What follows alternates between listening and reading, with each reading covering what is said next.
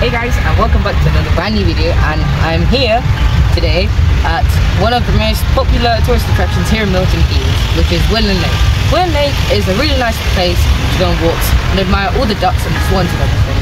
But here, right now, during the summer, it will only happen between throughout this August. There is actually a fun fair going on right behind me, and I'm coming here today. I'm coming here today with my friends, and I think we're gonna have a fantastic time, so let's get into it.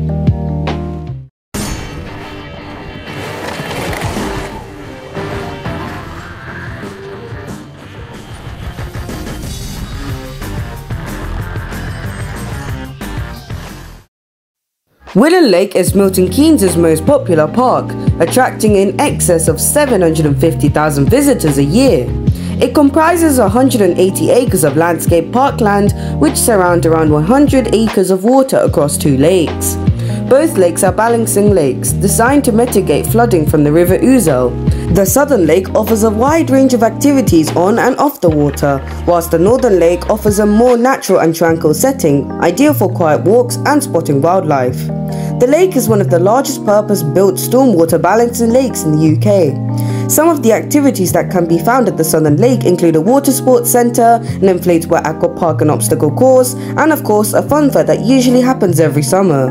The site is owned by the Parks Trust, an independent self-funded charity that cares for and maintains over 6,000 acres of green space across Milton Keynes. Before we went on the rides at the fun fair, we played a game as we saw many things that we wanted at the stall. However, no matter how many times we bought at least over 70 discs, we still couldn't get even a single prize. You see, the disc has to not only go through the prizes, but it also has to get past the rectangular orange block and touch the bottom, which was practically impossible. In the end, we all agreed that this game was rigged.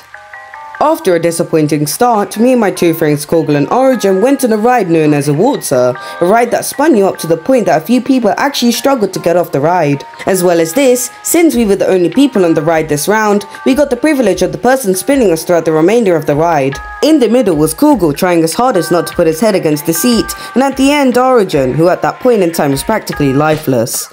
I was the only one who was able to adjust to the speed and was so bonkers that I actually lifted my hands into the air as we spun out of control. We then went to the dodgems, or more commonly known as bumper cars, as we didn't want to leave out my third friend Tanutsen, who gets sick on dizzy rides. This was incredibly fun as me and my friends were once again the only ones on this ride. In our friend group, me and Origin are the ones who argued the most with each other, only for fun though, so it's not surprising that I targeted him and bashed into his car as much as I could. In fact, I was so harsh that every time he hit one of my other friends, I just bashed into him. Now that's some sweet revenge. Afterwards, we went on to a small roller coaster that was shaped like a caterpillar. It kind of reminded me of a nostalgic book called The Very Hungry Caterpillar, so that was nice. We slowly made our way up and around the top before we unexpectedly shot down and around the bottom of the ride. We were unfazed by what just happened, but for some reason our immature minds decided that we should just scream as loud as we could together during the final round. That was a lot of fun, although my voice almost cracked during the process. It felt pretty good to let our inner tribe out. Afterwards, we went on another dizzy ride once again called the Orbiter. However, there was a twist. As you were spun around, you were also lifted into the air, and every time I looked down, everyone watching us looked like ants on the ground below. For the third time in a row, we were once again the only people on the ride that round. Now that's a lot of rounds. Anyways, we started getting a little dizzy, but after a while we had gotten used to the spinning sensation.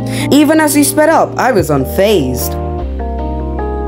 We took a little break from the rides and played some darts so that we could win a prize. We all struggled, but Origin got a bullseye in his first attempt.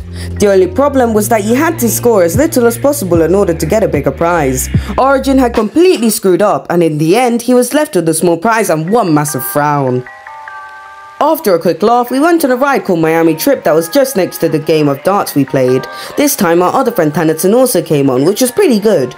We were spun around many times, that too in both clockwise and anti-clockwise motion. As we were spun around, we all agreed that we felt a very strange tingling sensation go around our bodies as we went down. My brother, who had watched all of these antics, started happily jumping up and down and had a massive smile on his face.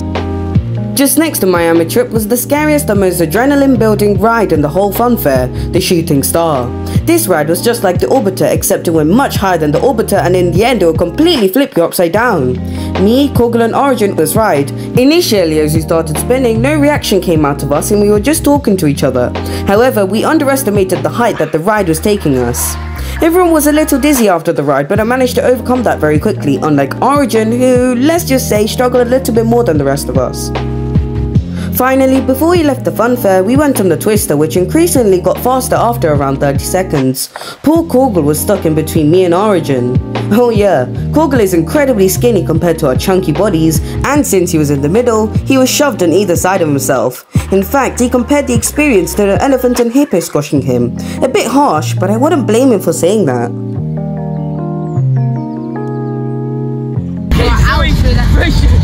Okay, so we just finished going around the fun fair. We had a great time, didn't we? Yeah, well, the best.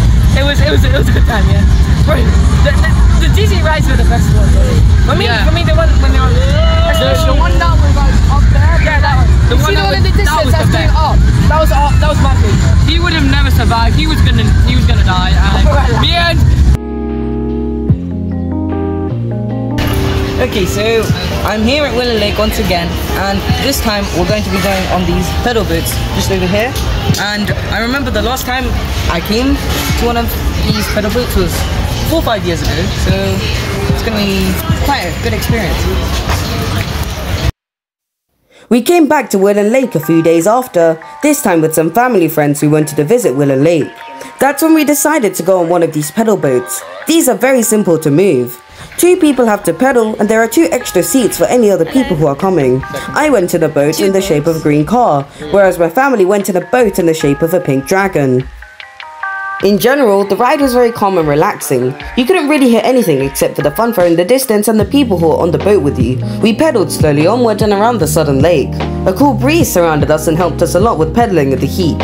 Once in a while, I'll put my hand in the water and let it run across my fingers. It was nice and cold no matter where I put them. Even though we were in the water for a short time, I still had an amazing experience, and I got flashbacks of when I did this for the first time. So we just finished going on the pedal boats, and I had a good experience because the wind was really nice and the water was very nice and cold when I put my hands in it. But then we got really tired after like a few minutes, so we came back pretty early, but still a good experience. Okay, thank you much for this brand new video. See ya. Bye. Okay, please make sure to like and subscribe, and I'll see you next one. Bye.